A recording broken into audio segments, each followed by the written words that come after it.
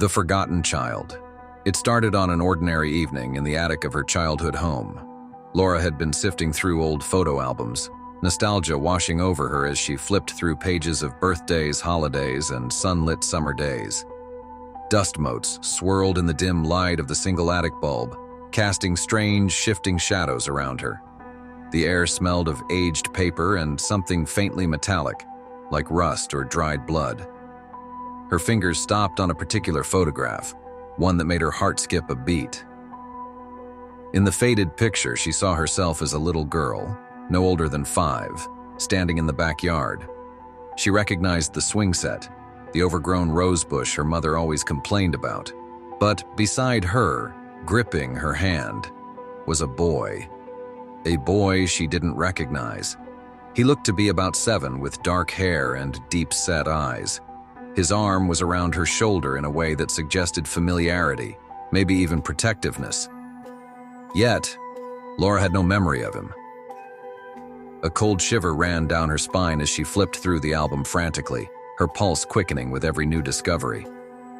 More photos, more proof. There he was at the beach, his small frame crouched beside hers as they built a sandcastle. There he was at Christmas, unwrapping presents beside her with an expression that, now that she looked closer, seemed eerily solemn. And then she saw it. A birthday cake. His cake. Happy birthday, Michael. Laura's breath hitched.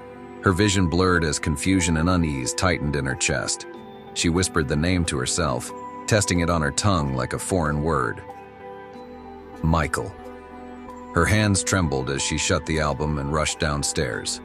The house, once warm and familiar, felt different now. Smaller, more suffocating. The walls seemed to press inward as she stepped into the living room, where her parents sat in their usual spots, her father watching the news, her mother immersed in a crossword puzzle. Mom? Dad? Her voice was unsteady. Who's Michael? The room fell into an unnatural silence. The clock on the wall ticked loudly, each second stretching longer than it should. Her mother stiffened, the pencil in her hand snapping clean in two. Her father's fingers clenched the remote, his knuckles whitening. Laura held up the photo. I found this in the attic. He's in so many pictures, but I don't remember him. Her mother's lips parted, but no words came out. Her father's face darkened as he slowly turned off the television. The silence grew heavier, suffocating. Her father cleared his throat. You must be mistaken. I'm not, she insisted, flipping through the album with increasing desperation. He's right here, in every picture. Why don't I remember him?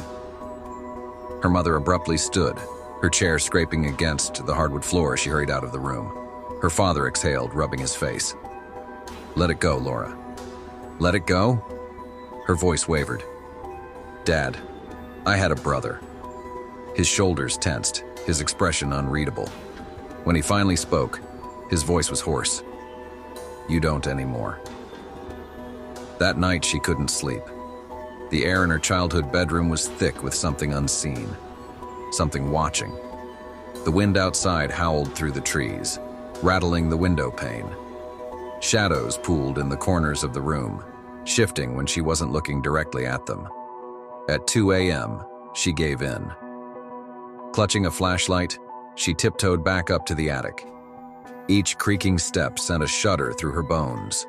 The attic door groaned as she pushed it open, revealing the same sea of dust and forgotten things. But the moment she stepped inside, the temperature plummeted. The beam of her flashlight flickered as she dug through old boxes, pushing aside brittle newspapers and yellowed letters. Then she found another album, buried beneath a pile of moth-eaten blankets. It smelled damp, like it had been left outside in the rain. She opened it with trembling hands. The first few pages were normal, smiling children, sunny afternoons. But as she turned the pages, the atmosphere shifted.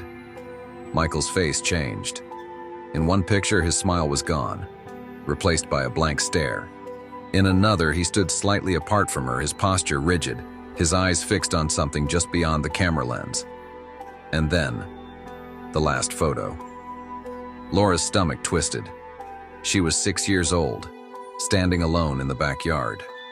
Only she wasn't alone. A shadowy figure loomed behind her. Its form was indistinct, its edges blurred like a smudge on the film. But it was there. A gust of icy air brushed against her neck. The attic door slammed shut behind her. Her flashlight flickered violently before dying completely. Then, a whisper. "You forgot me." Laura screamed, stumbling backward. Something moved in the darkness, just beyond her reach. Her pulse thundered in her ears as she groped blindly for the door handle, her fingers shaking. The flashlight rolled across the floor, its beam briefly illuminating the wall. Her breath hitched. There, scrawled in what looked like small childlike handwriting, were the words, "Don't forget me, don't forget me, don't forget me." The words stretched across the wooden panels, overlapping and growing more frantic toward the bottom. She fled downstairs, her breath coming in panicked gasps. Her mother was waiting at the foot of the staircase, her face as pale as death.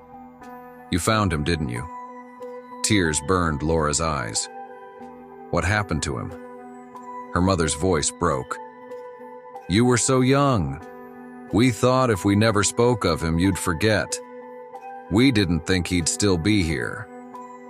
Laura's heart pounded. Still be here? The air in the house shifted. A faint giggle echoed through the hallways, high-pitched and distant. The light in the hallway flickered. Her father appeared in the doorway, his face ashen.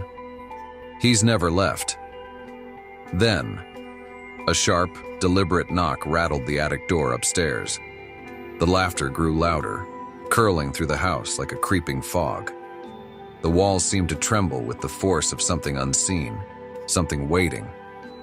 And the whisper returned, close enough to stir the hair on the back of her neck.